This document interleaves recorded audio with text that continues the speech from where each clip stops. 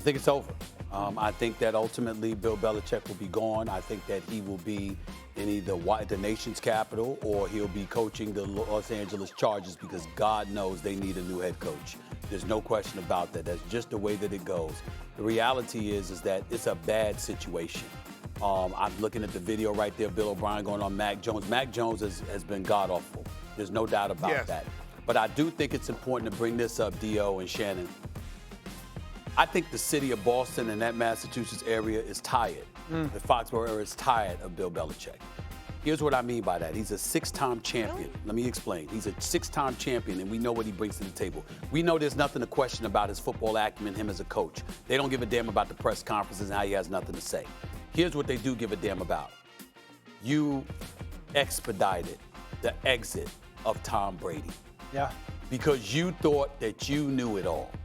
And that is something, it's the one thing, that area, I believe, and I don't know this, I've had people that see me at the Boston Celtics game, stuff like that, they've said this, but I mean, they don't speak for everybody, but I believe them when they say this. That is the lone thing that is unforgivable when it comes to Bill Belichick. You can struggle, but your lack of evaluation with players, I mean, only drafted 2 Pro Bowlers, one was a kicker, for crying out loud, one was a punter. I mean, you see this. But in the end, all I'm saying is what really, really resonates with everybody, guys, is that Tom Brady didn't have to be as gone as early as he was. You expediting that exit, combined with the success that he enjoyed thereafter, and how you have struggled, I think they're looking at it and they're saying, look, we've had enough. It's time to start a new era. I probably, like you guys, love country music. One of my favorite guys is this guy named Parker McCollum. You love country music, right? I ain't gonna say I love. He's got this song. That's all I got for you. He's got this song, "Burn It Down." Paul, did you hear what he said? I didn't hear what he said. Shannon said, "I'm from the country. That's all I got for you." I just had to put that on pause for a second there. Let me give you a song. Okay. Shannon. Oh, my Lord. Parker McCollum, ahead. Burn It Down. Okay, I want you to go play that later. That's what New England needs to do. Burn it down. Burn it down. Burn it down. I'm gonna burn it down. Burn it. You got to do the whole thing in New England. Yeah. And I think the question for New England is, do they want, because it has to be a total rebuild. Do they want to do that with Coach Belichick? No. He's got to go. He's got to go. It was his ego.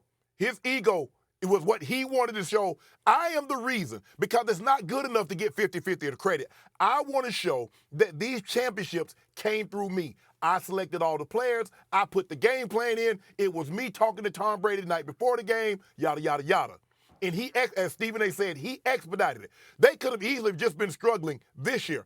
I don't believe they'd have had the pitfalls that they've gone through over the last 3 years with Tom Brady being there, because even though he wasn't the same Brady as was his first 20 years, but he was still better than Mac Jones. He was still better than Cam. He's better than Bailey Zappi and anything else that they trotted out there. And they sped that process up. And you're right, Stephen A. New England, the fan base, they're never going to forgive him about that, because Tom Brady is their native son. That's right. He was supposed to go out on his own terms. Coach Belichick says no. And I believe Mr. Kraft is going to do the exact same thing to Coach Belichick. Was Lamar's performance at all concerning to you? Well, I think what has happened, Molly, is that when they win games and Lamar doesn't play particularly well, you say, oh, but they win. Stephen A., how many times in your 25, 30-year career have you said, well, the guy did this, but they won, Stephen A.? Yeah. Mike Shanahan told me you never accept anything in a win you wouldn't in a loss. And we saw this in Pittsburgh. They go into the fourth quarter with a lead, and what happened? A pick and a fumble. Oh, Shannon, but the receivers dropped the ball. You see them go into the fourth quarter with a lead against Indy. They lose that ball game. They had a 14-point lead, a 97.1% chance of winning that ball game, and they gagged it off. Now, all of this isn't on Lamar. Because when you go into the fourth quarter with a lead, we had given this defense so much credit. Remember, they had been stifling. They were number one against points allowed per game. And then you allow the Cleveland Browns to come back, and Deshaun Watson was 14 of 14 in the second half. Yeah. That's unacceptable. But what you cannot do is turn the ball over. I'm going to turn it over to you, Dio and Stephen A., but I want to read you something. Go ahead. Do you realize that Lamar Jackson has thrown just as many touchdowns as Mac Jones? Wow. He and Mac Jones have thrown the same number of touchdowns. Lamar Jackson has fumbled the ball 10 times. He's lost 5. Do you realize Lamar Jackson has as many turnovers as touchdown passes? But see, when we call that stuff out, Stephen A., oh, y'all hating. Y'all want the narrative. Y'all trying to bring a brother down. Yeah. See, I don't do conjecture. I don't do innuendo, and I don't do speculation. Those are facts. You can go look them up at your choosing. But Lamar Jackson has been up and down, and it's been masked because they're winning. Now that they didn't win, and you see what has happened, it's hard for me to trust them. It is hard for me to trust Lamar. It's hard for me to trust this team. Well, listen, you know, he's got Club Shay Shay. I got the Stephen A. Smith show. I got some woman calling me the other day complaining that I don't show enough love to Lamar Jackson. I said, what you want me to do? What you want me to do? Give him a pedicure or something? What the hell is this? The fact of the matter is that, like Shannon said, he's got 10 touches, he's got 5 interceptions. He's fumbled the ball about 10 times, lost about 5 fumbles this year. He threw 2 interceptions yesterday, including a pick 6, okay? Oh, by the way, and we got to pay attention to that. You got to throw the ball over your damn offensive line, knocking somebody upside the head in the helmet. Throw the ball. Get your form right if you got to. Throw it over the damn line of scrimmage for crying out loud. We see some of the decisions that he's making. Now, Lamar Jackson is an absolute stud. I had him as an MVP candidate, top 3 MVP candidate coming into this game. This is not a question about the greatness of Lamar Jackson, Shannon, Dio. Here's the point, though. At some point in time, you played in the NFL. Obviously, we know what you've done, Shay Shay. Here's the deal. Do you play to win games or do you play to win the championship? What are you playing for? At some point, you're playing to win the chip because we know what Lamar Jackson is. Why he's getting the $260 million for a reason. Okay, we know he's a former league MVP. We know what he brings to the table. We know he wins the vast majority of his games from September through December. It's about what we're projecting you're going to be able to deliver in January. You got the Cleveland Browns coming in here, got an elite defense. Y'all still managed to put up 33 points. What happens? You convert 2 of 8 times on third down conversions. These are problematic things. When you're sitting up there and you're throwing 2 interceptions, you're turning the football over. That's a problematic thing. I'm looking at Lamar Jackson and I'm saying, 71.5% of your passes you completed coming into the game. But it's 56.5% completion percentage when it's against Cleveland. I got a problem with that because I'm looking for you to show up when it's called upon you to do so, which is against the division rival, and I think that he didn't yesterday. He scored 31 points. What did it was a 14.4. They should have won the game, no question. No, I love you.